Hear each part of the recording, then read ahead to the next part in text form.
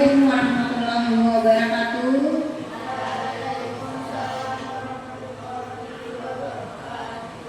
Selamat siang dan salam sejahtera bagi kita semua.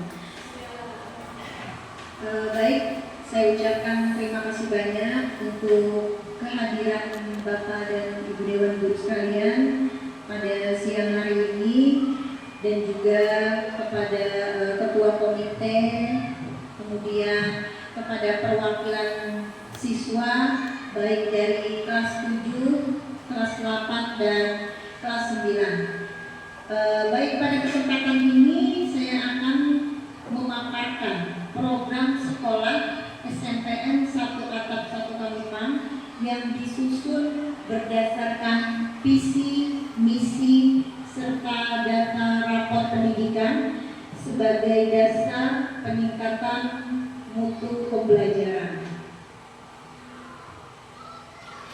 Latar belakang SMPN 1 Atap 1 Kalimpang memiliki visi generasi cerdas, berkarakter mulia, dan berperilaku hidup sehat dalam lingkungan yang bersih, aman, dan nyaman.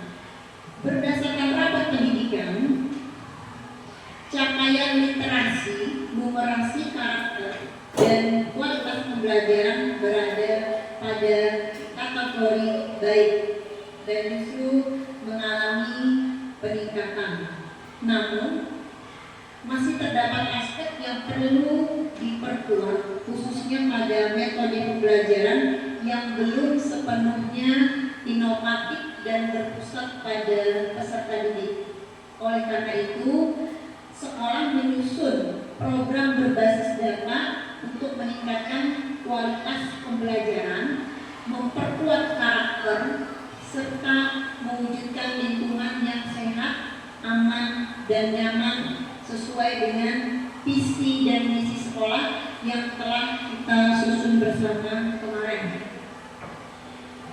Adapun visi sekolah kita membentuk generasi muda yang cerdas, berkarakter mulia, dan memiliki kebiasaan hidup sehat dalam lingkungan sekolah yang bersih, aman, dan nyaman.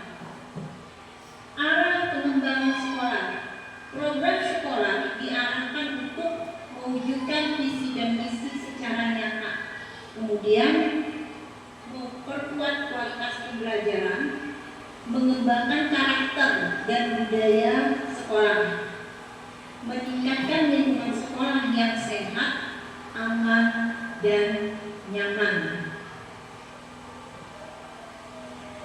Ini adalah hasil dari data rapor pendidikan ya, dan alhamdulillah mungkin untuk tahun ini SMPN 1 Atap 1 Kalimpang mendapatkan BOS kinerja sebagai hadiah dari pemerintah karena kita telah berhasil meningkatkan berbagai aspek. Yang pertama itu dari literasi sendiri, hasilnya adalah jauh peningkatannya dari tahun kemarin ya, 90,91%, kemudian numerasi 90,91%, karakter baik tetapi tetap meningkat dari tahun kemarin, dan iklim keamanan alhamdulillah baik. Artinya sekolah kita ini berada dalam keadaan yang sangat aman ya.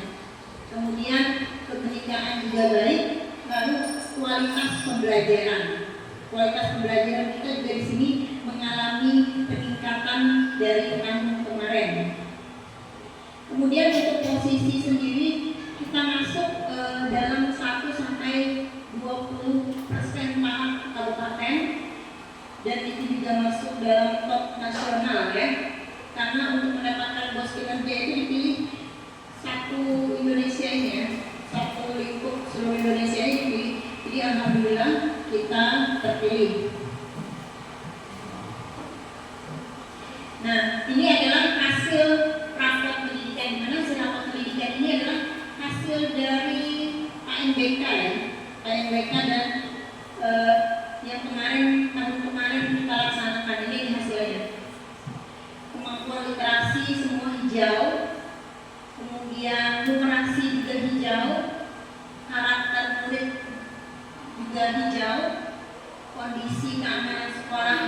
hijau ya.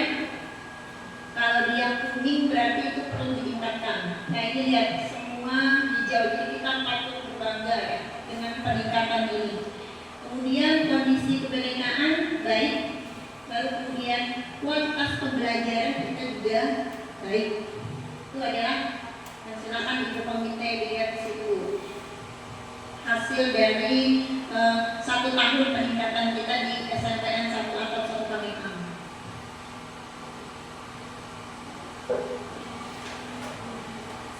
Jadi ini juga menunjukkan ya bahwa kualitas sekolah kita ini sudah berada pada jalur yang tepat. Kemudian di sini lagi ada beberapa unsur yang perlu kita cermati. Yang selanjutnya itu adalah identifikasi masalahnya. Ada beberapa hal yang masih perlu kita perkuat lagi di sini karena tidak semua mungkin pada dasarnya kita mengalami peningkatan, namun di dalam rapat pendidikan itu ada hal yang beberapa hal yang perlu kita benahi. Yang pertama itu berkaitan dengan metode pembelajaran. Pada metode pembelajaran ini mungkin masih perlu yang kita tingkatkan itu adalah bagaimana caranya kita bisa lebih inovatif. Kemudian lagi pembelajarannya harus lebih berpusat pada peserta didik ya. Kemudian lebih mendorong berpikir kritis dan aktif. Kemudian dasar penyusunan program, oleh karena itu program sekolah disusun berdasarkan isi dan visi sekolah, data rapat pendidikan dan hasil refleksi supervisi pembelajaran, sehingga program yang dirancang tidak hanya bersifat kegiatan tetapi benar-benar merupakan solusi atas kebutuhan sekolah. Ada beberapa program tersebut adalah yang pertama yaitu untuk visi sendiri program generasi cerdas. Program generasi cerdas yang pertama yaitu pembelajarannya bisa kita laksanakan fokus peningkatan pada metode. Yang pertama yaitu pembelajaran berbasis proyek dan diskusi.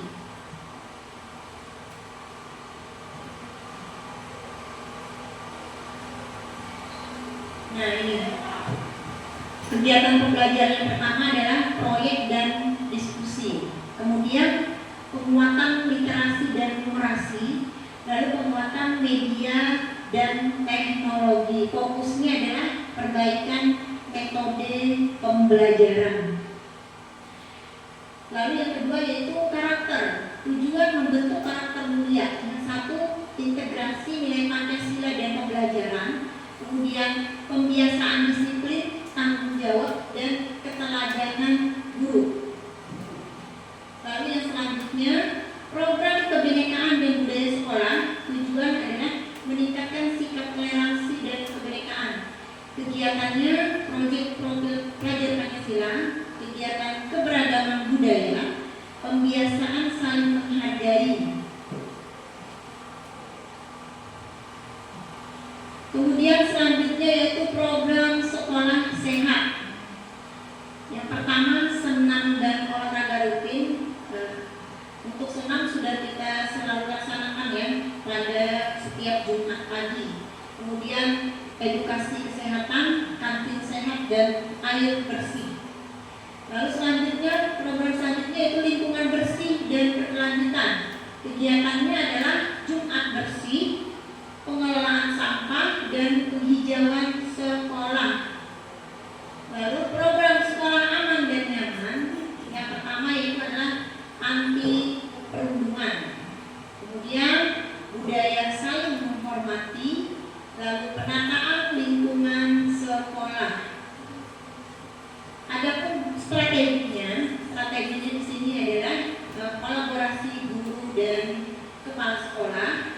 Kemudian supervisi dan refleksi pembelajaran, lalu kemudian lagi penguatan komunitas belajar guru, kemudian monitoring dan evaluasi berkala.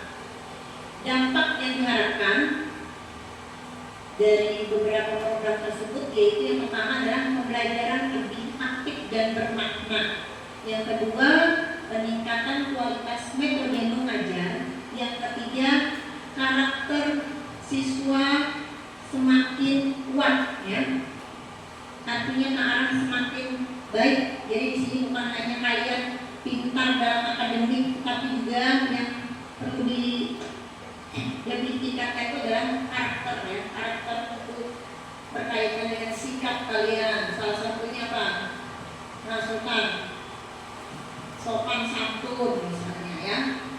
Melihat sampah, di jalanan langsung diambil, itu termasuk karakter ya. Nah, masuk karakter. Kamu melihat sampah di jalanan nih, kamu ambil sampahnya di depan sekolah, masuk ya karakternya. Punya kamu apa? Tanggung jawab dengan kebersihan lingkungan berarti. Kemudian lingkungan sekolah semakin sehat dan nyaman. Visi sekolah terwujud secara nyata. Jadi visi sekolah bukan hanya sebuah tulisan saja, ya, tapi kita sama-sama mewujudkannya. Kepala sekolah, guru dan siswa saling bekerja sama. Baik, sampai pada kegiatan penutup. Program ini merupakan komitmen bersama untuk mempertahankan capaian yang sudah baik. Kemudian yang kedua, meningkatkan area yang masih perlu diperbaiki. Yang ketiga, mewujudkan generasi unggul sesuai dengan visi sekolah kita. Bersama kita tingkatkan mutu SMPN 1 atap 1 Kamitam. Baik, berakhir sudah, ya, kegiatan penutup kali ini, dan kemudian sampai sini saya akan buka sesi tanya jawab dulu, ya. Mungkin bagi Bapak dan Ibu yang yang ingin mempersiapkan pertanyaan, kita bahas, kita diskusikan sama-sama, ya. Atau saya juga memberikan kesempatan, kebetulan sini hadir juga ketua komite kita, kemudian ada peserta didik yang diwakili oleh OSIS 789. Yang mau bertanya mungkin bisa dari Bapak dan Ibu sekalian, boleh angkat tangannya, ya.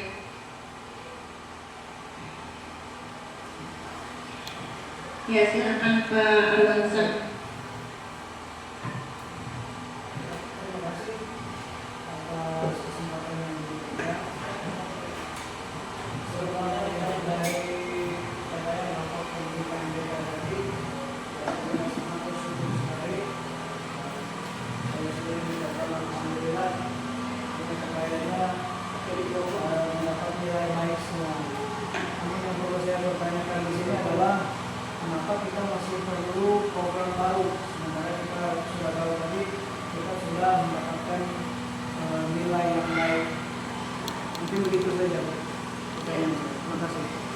Terima kasih.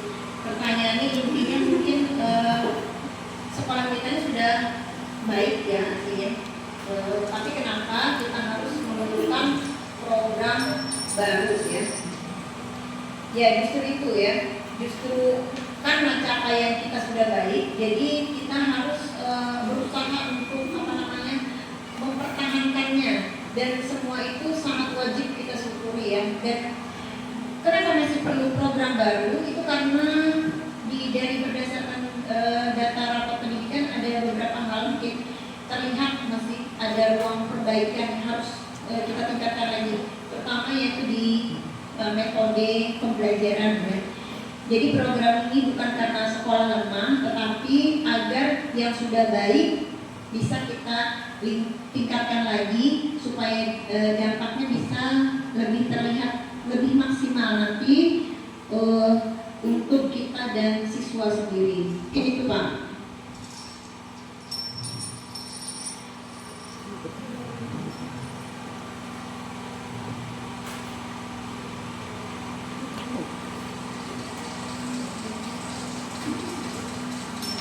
Mungkin ada lagi dari Bapak dan Ibu guru yang lain. Silakan.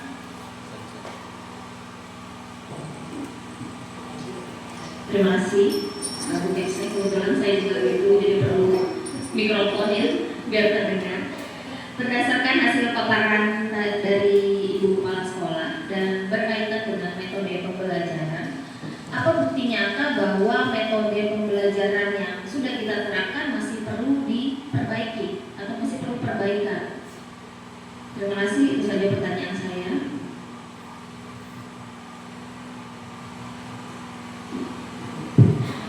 Ya baik, mungkin ada yang guru lain mau menjawab ya. Para yang mau menjawab nggak pertanyaan dari Bu Mia? Apa bukti nyata bahwa metode pembelajaran masih perlu ditingkatkan? Pembelajaran masih perlu ditingkatkan. Kenapa Pak? Kira-kira Pak Korwin?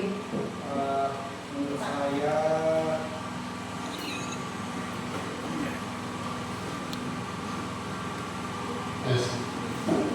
sebenarnya segala hal atau apapun itu kita tidak boleh yang namanya cuma jalan di tempat aja. Mungkin saja kita sudah baik, kita tidak tahu kan tahun depan mungkin ada perubahan apa, kita butuh untuk perkembangan apa yang terjadi nanti. Maka dari itu untuk kedepannya, selain kita daripada standby aja untuk apapun senang aja dengan apa yang sudah kita raih ini, ibaratnya kita kalau semisal tidak mau berkembang, ibaratnya kita cuma hanya jalan di tempat aja, dan kita tidak tahu juga untuk penilaian depan itu seperti apa kan? Jadi perkembangan metode pembelajaran kita seenggaknya terus ditingkatkan terus menerus. Walaupun kita sekarang alhamdulillah sudah lumayan baik ya, semuanya sudah hijau semua, tapi tetap kita berpandangan bahwa itu belum cukup ya. Apapun itu kita manusia menginginkan hasil yang sebaik-baiknya ya. Entah itu kita mendapatkan nilai 9, mungkin ke depan 9,1 itu harus ada peningkatan setidaknya plus 1 atau plus 2 gitu ya. Nah mungkin itu ya dari pandangan saya bahwa apapun yang kita raih sekarang jangan sampai menghambat kita untuk sedikit berkembang ya. Oke ya, mungkin itu pendapat saya. Terima kasih kepada Pak Wien ya. Pada intinya jangan cepat puas ya Pak ya dengan yang sudah kita raih sekarang, jadi kita harus lebih baik lagi untuk kedepannya. Jadi mungkin dari rapot pendidikan, pertanyaan dunia tadi, dari kualitas pembelajaran sudah baik, tetapi mungkin di sini berdasarkan supervisi kelas yang telah kita laksanakan sebelumnya, itu terlihat jika untuk metode pembelajaran sendiri masih ada catatan gitu ya, karena di sini kita tidak sepenuhnya pembelajaran kita ini berpusat kepada siswa ya, tidak sepenuhnya. Mungkin barangkali kita yang sehari-hari mengajar di sini ya, kita di sini dengan siswa ini justru kita ini harus lebih aktif ya, sehingga pembelajaran tidak sepenuhnya berpusat kepada siswa. Dan itulah yang kita jadikan dasar apa kira-kira nanti metode yang harus kita laksanakan ke depannya supaya nanti pembelajaran kita ini harus lebih banyak berpusat kepada siswa. Mungkin itu ya. Itu tadi pertanyaan dari dunia. Mungkin barangkali dari saya berikan kesempatan mungkin kepada Ibu komite ya, komite kepada Ibu mungkin boleh memberikan pertanyaan ya Bu ya. Silakan Bu. Terima kasih pada kesempatan yang telah diberikan kepada saya. Di sini saya coba bertanya ya, bagaimana memastikan program ini berdampak ke siswa, bukan hanya ke guru saja. Ya, mungkin itu. Terima kasih.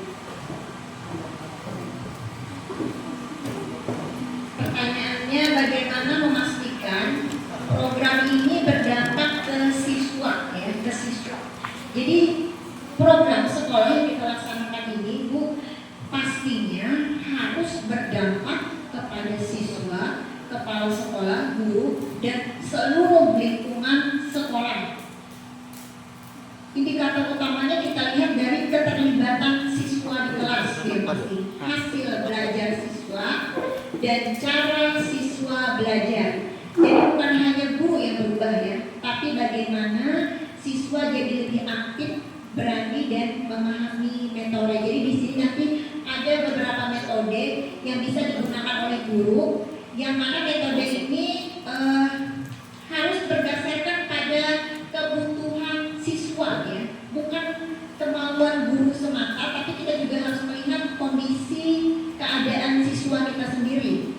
Jadi semuanya ini programnya harus didasarkan pada kebutuhan siswa. Mungkin itu Bu.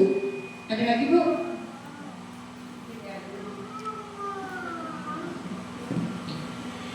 Baik, mungkin yang lain mungkin dari siswa ya. Dari siswa. Terima kasih, izin bertanya Bu, bagaimana kalau guru tidak konsisten menerapkan metode baru?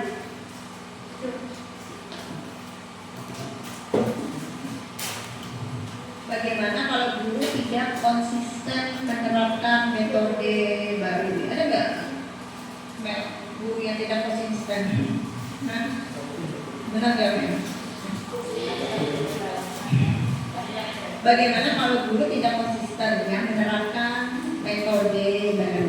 Jadi begini ya, yang namanya kita melakukan perubahan itu tentunya tidak langsung kita langsung berubah ya. Kita harus berubah dari mulai langkah kecil dulu, kemudian misalnya seperti variasi metode di kelas, lalu kemudian kita bisa mengajarkan didukung dengan diskusi dan praktik baik antar guru. Jadi di sini perubahannya kita bertahap ya,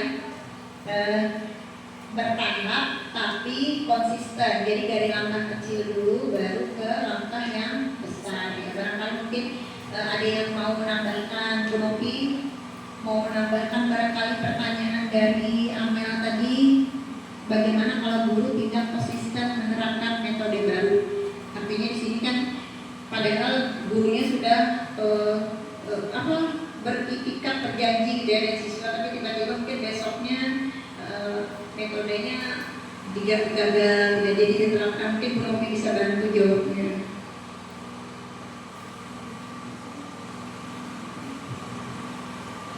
Terima kasih atas kesempatan yang diberikan. Sini saya ingin sedikit menambahkan, kalau guru tidak konsisten untuk melaksanakan metode pengajaran, menurut saya kalau secara praktek itu ada sebuah kewajaran juga.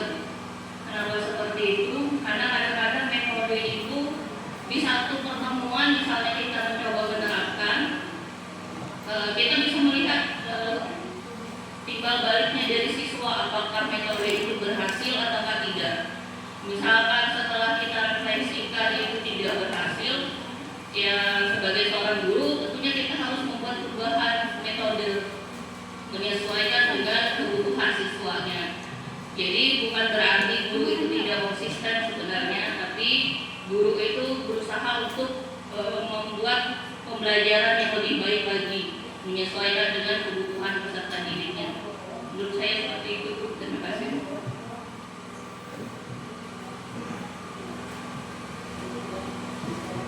Ya, terima kasih Bu Novi. Jadi tadi Lamelan intinya bukan artinya tidak konsisten, tapi lebih menyesuaikan kepada kebutuhan siswa atau kepada materi yang sedang dipelajari ya. Baik, sampai sini adakah lagi yang mau bertanya? Silakan Peggy. Terima kasih atas kesempatannya. Saya izin bertanya, kalau capaian sudah tinggi, apakah program ini masih relevan? Mungkin itu saja pertanyaan dari saya.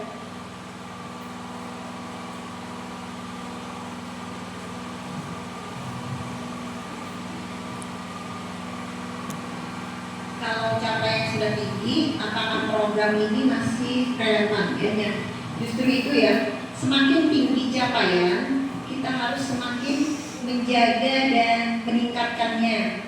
Program ini membantu agar kualitas pembelajaran tetap berkembang dan tidak jalan di tempat seperti kata Pak Ibu tadi ya Pak ya. Mungkin ada lagi guru yang mau membantu saya untuk menjawab ini. Kalau capaian sudah tinggi, apakah program-program yang ada ini masih relevan? Biar mungkin sebagai wakil kepala sekolah bisa bantu saya ya. Iya, terima kasih atas kesempatannya. Tadi ada pertanyaannya Feby, apabila program ini sudah tinggi, apakah masih relevan? Nah, masalah relevan atau tidak itu tergantung, kalau menurut saya tergantung pada kondisi zaman pada saat ini ya. Karena seperti Pak Rohim tadi bilang bahwa kita tidak bisa berpuas diri. Memang mungkin kondisi ini akan relevan pada saat ini, tetapi yang namanya perubahan zaman itu pasti akan berkembang. Dan sebagai insan pendidikan, kita harus mengikuti perkembangan zaman itu. Nah, kedepannya mungkin pada saat ini menurut kita relevan, tetapi mungkin di tahun-tahun berikutnya itu belum tentu relevan dengan kondisi yang saat ini. Jadi tetap harus kita tingkatkan, harus kita perbaiki semuanya itu, karena di dalam sebuah program, sebuah kondisi di sekolah itu walaupun sebaik-baiknya pasti ada yang namanya kekurangan, dan itu yang harus kita evaluasi. Ada yang ingin saya tambahkan sedikit mengenai pertanyaan Amel tadi ya Mbak ya. Metode pembelajaran yang digunakan oleh guru, apakah kadang konsisten, kadang gurunya tidak konsisten untuk melaksanakan itu. Saya lebih melihat karena ini berpusat kepada peserta didik, maka peserta didik itu sebenarnya punya hak ya untuk mempertanyakan gurunya dengan cara yang baik, ya dengan cara yang sopan. Boleh dipertanyakan, Bu, dulu Ibu ini aktif sekali nih melaksanakan ini, tetapi kok sekarang enggak? Dulu Pak Rohim ini terus selalu ini menggunakan digital, tapi sekarang kok enggak. Jadi kami enggak ramai lagi, enggak asik lagi nih mainnya gitu. Itu siswa bisa punya hak untuk mempertanyakan. Jadi sekolah itu bukan hanya mutlak nih guru nih yang harus punya hak otoritas ini, tidak, tetapi siswa juga punya hak. Makanya ini seperti dibilang oleh Ibu Kepala Sekolah bahwa program kita berpusat kepada peserta didik. Mungkin hanya itu dari saya. Terima kasih.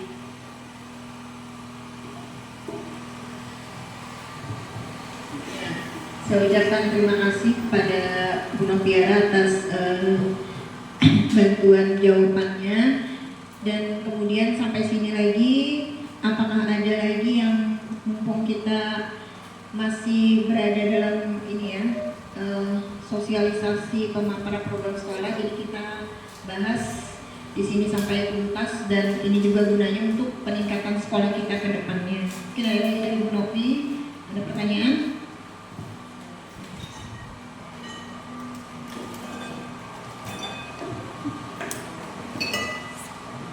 Terima kasih atas kesempatan yang diberikan. Berdasarkan pemaparan Ibu tadi di materi yang sudah kita saksikan bersama, saya ada melihat ada program-program yang ditampilkan di situ. Dan sependek ingatan saya, Bu, sepertinya ada beberapa program baru yang ditampilkan di sini yang mungkin kedepannya akan kita laksanakan secara bersama-sama. Nah, yang jadi pertanyaan saya di sini, apa yang menjadi dasar yang membedakan program yang disampaikan saat ini itu ada perbedaan juga dari program-program yang sudah kita laksanakan di tahun-tahun sebelumnya? Itu aja pertanyaan dari saya, Bu. Terima kasih.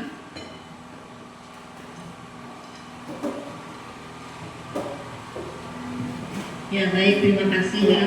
Kalau pertanyaan dari Bu Novi ini saya sempat gugup ya. Siapa tahu saya tidak bisa menjawabnya.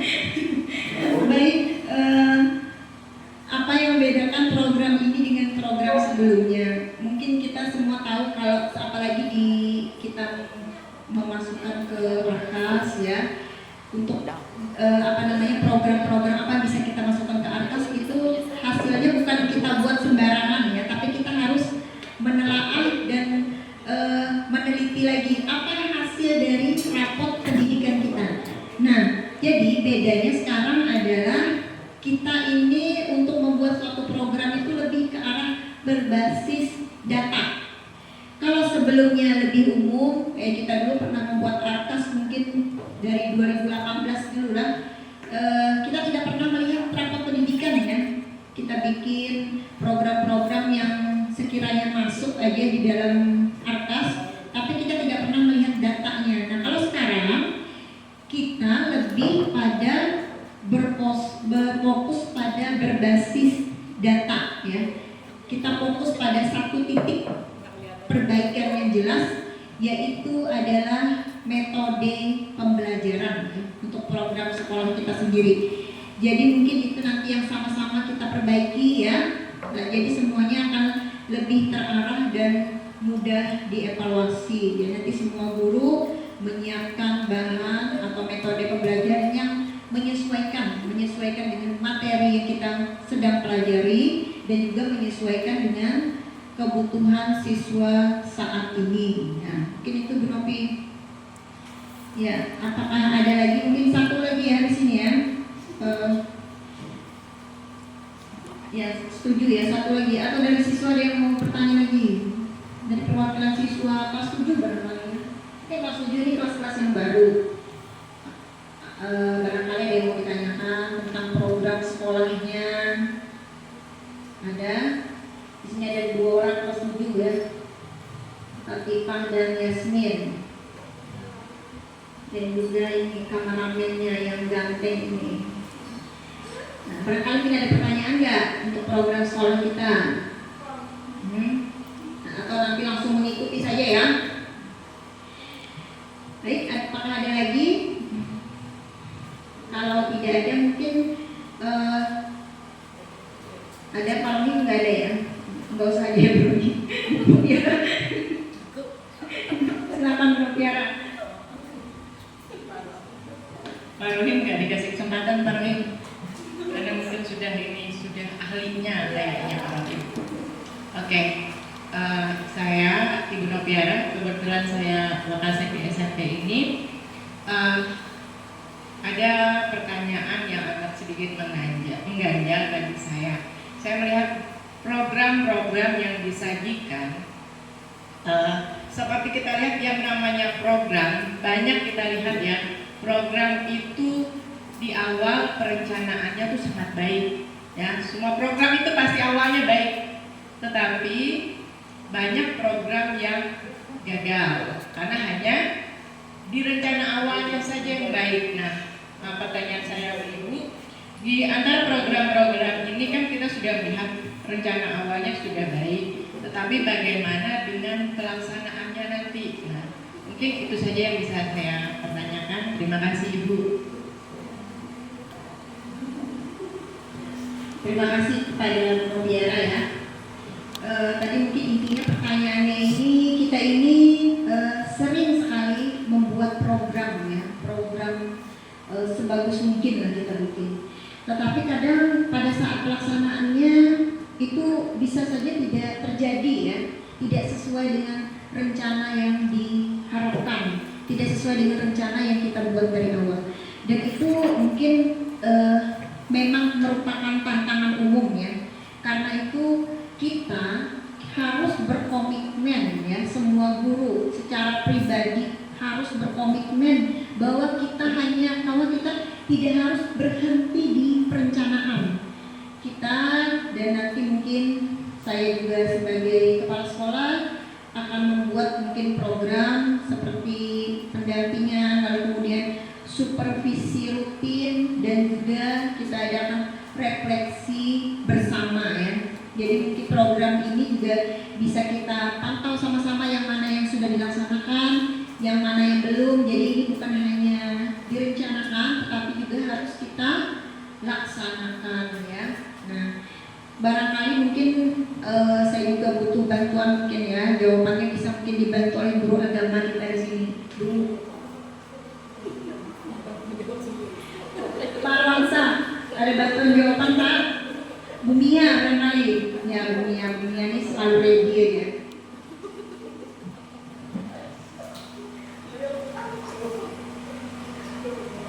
Baiklah, terima kasih atas kesempatan yang diberikan. Tadi pertanyaannya kurang lebih kita sudah rencanakan dengan baik, tetapi pada akhirnya ada kemungkinan bahwa apa yang kita rencanakan itu hasilnya gagal, gitu ya. Tidak sesuai yang kita harapkan.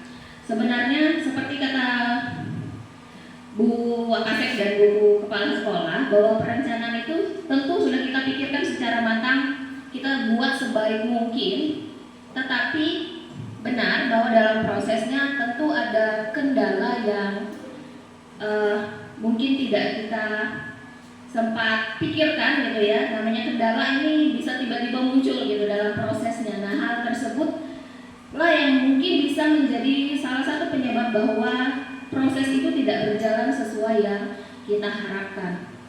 Itu sebenarnya terjadi, bisa kita anggap sebagai sesuatu hal yang wajar atau secara umum memang bisa terjadi dalam suatu rencana. Namanya kita berencana, belum tentu hasilnya sesuai apa yang kita harapkan, tetapi tetap penting bahwa sebelum melakukan segala macam program apapun yang kita rencanakan, harus memang kita rencanakan dengan baik. Kalaupun dalam prosesnya nanti itu ada terjadi kendala yang sehingga menghasilkan hal yang hasilnya nanti tidak sesuai yang kita harapkan, itu bisa menjadi bahan refleksi untuk kita membuat rencana berikutnya, program berikutnya, yang nantinya melalui program yang baru tersebut bisa meminimalisir kegagalan prosesnya nanti, gitu, sehingga kita bisa mendapatkan hasil yang cukup memuaskan, meskipun tentu hasilnya tidak mungkin sempurna, tetapi sudah cukup baik. Jadi kegagalan itu bisa jadi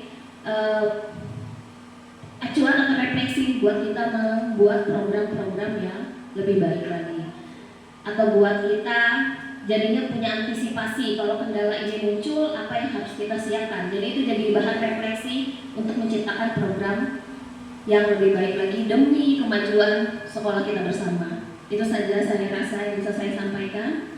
Terima kasih.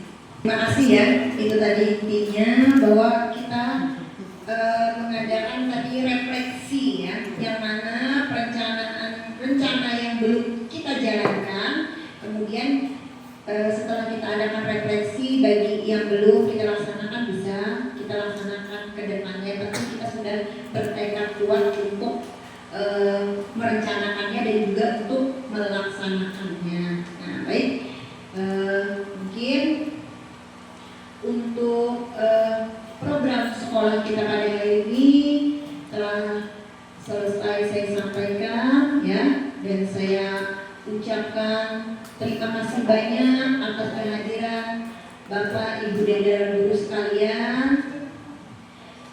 Jadi harapan saya ke depannya, dan saya yakin ya, meskipun di sini guru-gurunya ini tergolong jumlahnya sedikit dan juga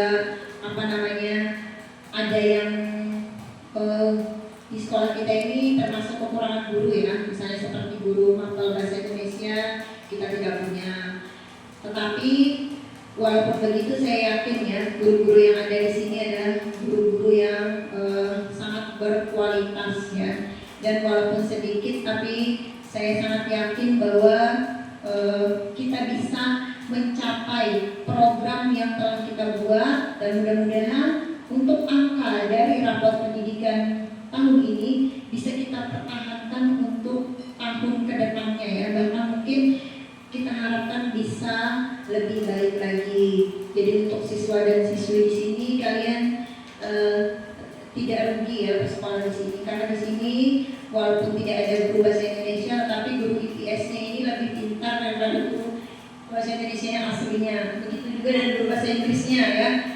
Guru bahasa Inggris ini merangkap sebagai guru matematika, tapi yakinlah dia ini bahkan bisa lebih mampu daripada guru matematika yang aslinya ya. Contohnya seperti Bu Nopi ya, Bu Nopi ini guru PJOK merangkap matematika, tapi saya akui ya, luar biasa pintar Bu Nopi ini matematika, ilmu berhitungnya ya. Nah, ini juga ada juga yang ahlinya di sini, guru matematika lagi yang dari Jawa datangnya ya. Nah, itu mungkin lebih lebih spesifik lagi untuk mengajari kalian ya. Jadi alhamdulillah kita di sini didampingi oleh guru-guru yang berkualitas semuanya, tidak kalah ya dengan pembelajaran di kota. Nah, mungkin ini yang bisa kita sampaikan kepada ibu komite.